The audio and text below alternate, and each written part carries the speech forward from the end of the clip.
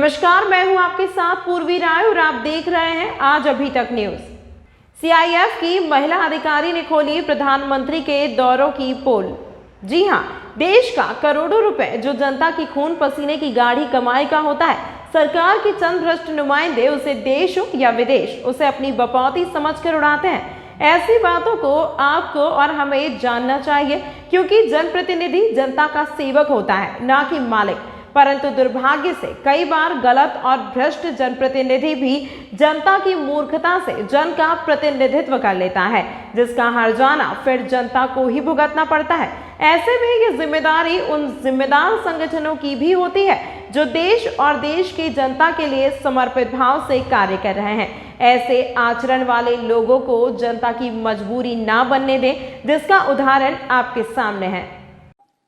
सभी राजनीतिक दलों को भी सोचने की जरूरत है और समाज में भी जो लोग बैठे हैं उनको देखने की जरूरत है।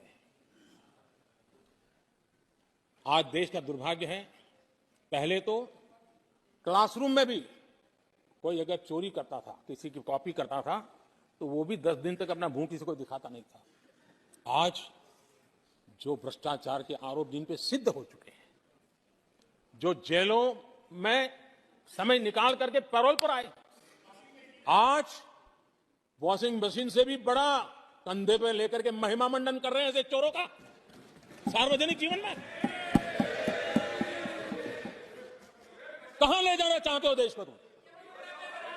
जो सजा हो चुकी है, मैं ये तो समझता हूं कि आरोप जो है उनके लिए तो आप सोच सकते हैं, लेकिन जो गुनाह सिद्ध हो चुका है, जो सजा काट चुके हैं, जो सजा काट रहे हैं, ऐसे लोगों का महिमा मंडन करते हो आप?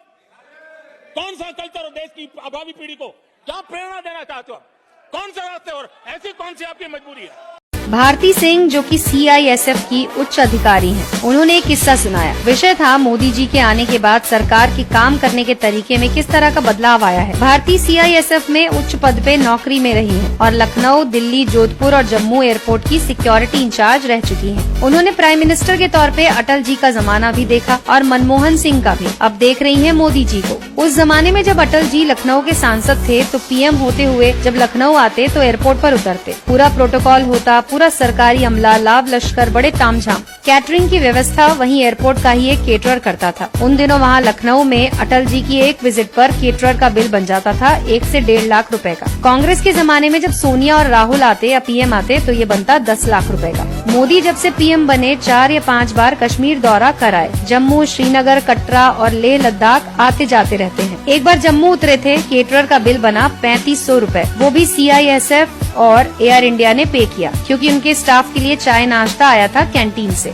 मोदी जी जब भी ऐसी किसी विजिट पर जाते हैं तो ट्रांजिट में चाय अपने पैसे से पीते हैं। उनके साथ उनके अमले में जो लोग होते हैं वो भी चाय नाश्ता अपने पैसों से करते हैं। इसके बदले नियम अनुसार उन्हें ऑन ड्यूटी ट्रैवल का टीएडीए मिलता है। भारती जी बताती हैं कि सीआईएसएफ में 22 साल नौकरी करने के दौरान पीएम के विदेश दौरों की तैयारियों को उन्होंने खुद देखा है। पीएम का जहाज जब लोड होता विदेश दौरों के लिए तो उस पे क्या क्या लादा जाता वो पूरा खोल कर लिखने लायक नहीं। प्राइवेट न्यूज चैनल्स, पत्रकारों की फौज जाती पीएम के साथ, न जाने क्या क्या ऐश अय्याशियां होती। अब सिर्फ दूरदर्शन के 3 या 4 आदमी जाते हैं। पीएम के दौरों में दारू की नदियां नहीं बहती। सभी कर्मचारी अपने ट्रैवलिंग अलाउंस में ही खर्चा करते हैं। अब आप सोच लीजिए, ऐसे माहौल में मुफ्त खोरों और देश को लूटने वालों के अच्छे दिन कैसे आएंगे। कुछ बातों पर तो सचमुच गर्व करने का मन करता है। जापान के प्रधानमंत्री शिंजो आबे अपने ट्विटर पर मात्र 13 लोगों को फॉलो करते हैं। उनमें से एक है नरेंद्र मोदी। अमेरिका से एकमात्र 3 देश हॉटलाइन पर ट्रंप से सीधे बात कर सकते हैं। उनमें से एक है भारत। रूस के पुतिन से मात्र 2 देश अमेरिका और भारत हॉटलाइन पर बात कर सकते हैं, जबकि अन्य देशों को ट्रंप और पुतिन से बात करने के लिए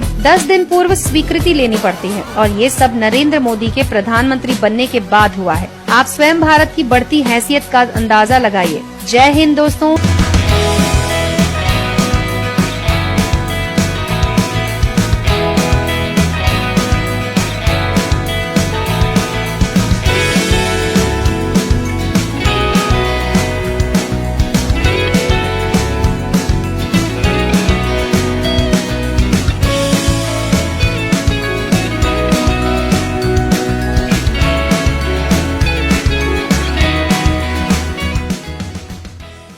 तमाम महत्वपूर्ण खबरों के लिए देखते रहिए आज अभी तक न्यूज।